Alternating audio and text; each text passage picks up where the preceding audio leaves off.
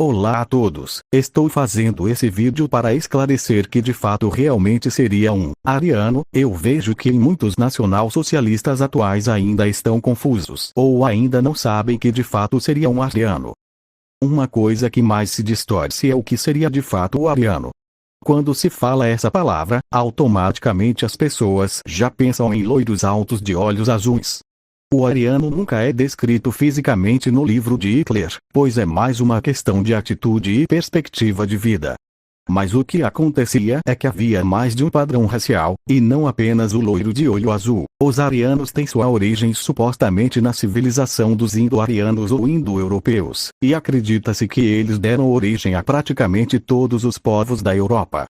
Poucos têm certeza sobre eles, e se fala que invadiram a Índia e formaram até um sistema de castas lá, e até mesmo no Irã, que significa terra dos arianos. Porém, também significa e implica muito mais que isso. Descreve o caráter ariano, uma natureza ariana e uma cultura em modo ariano.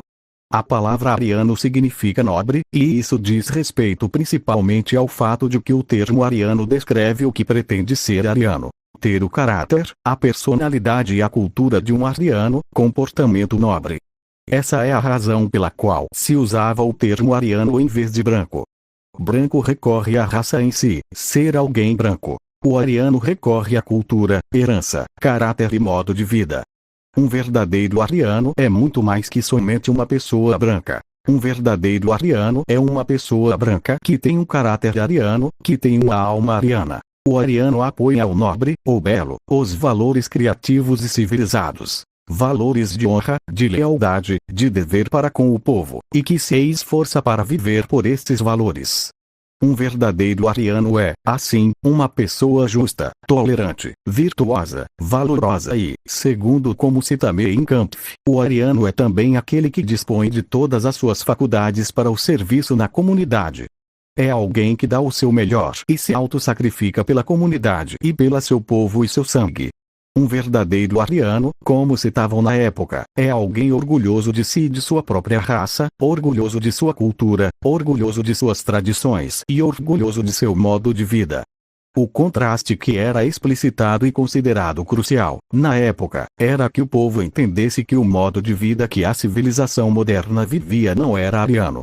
Quer dizer, nossas sociedades presentes não são sociedades arianas. Elas não respeitam nem apoiam um modo arianos de vida, assim como certamente não asseguram as tradições e culturas arianas, da mesma maneira que as leis e valores éticos destas sociedades não são leis arianas e não têm valores éticos arianos.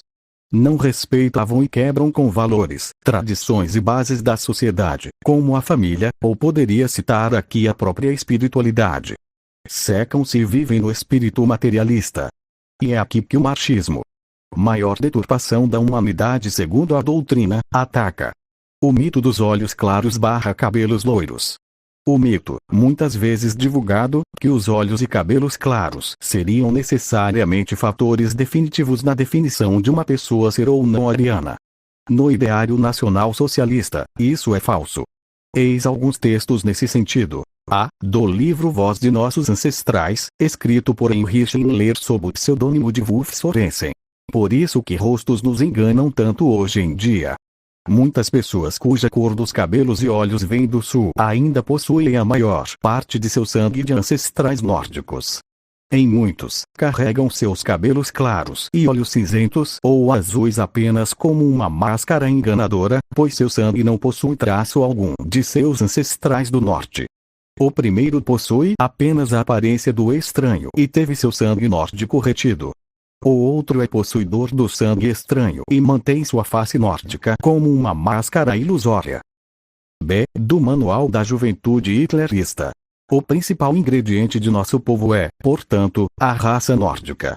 Isto não quer dizer que metade de nosso povo seja puramente nórdico. Todas as mencionadas raças aparecem, de fato, em mistura em todas as partes de nossa pátria-mãe. C. Do livro Glauben und Kampfen, publicado pela SS, mais especificamente no capítulo sobre raça. O povo alemão não é a soma de 85 milhões de pessoas, mas sim uma grande unidade, uma comunidade na qual a genética nórdica predomina. Esta genética se demonstra não somente na forma física e aparência, mas também se expressa acima de tudo em uma alma racial comum, uma direção comum.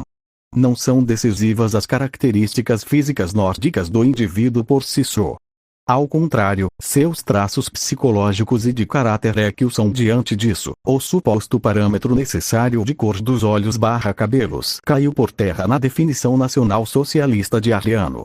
Todavia, eis alguns indivíduos que não se encaixavam nessa descrição física. Adolf Hitler possuía olhos azuis, porém cabelos escuros. Joseph Mengele possuía olhos e cabelos escuros. Joseph Goebbels estava longe de ser um exemplo de físico nórdico em todos os sentidos.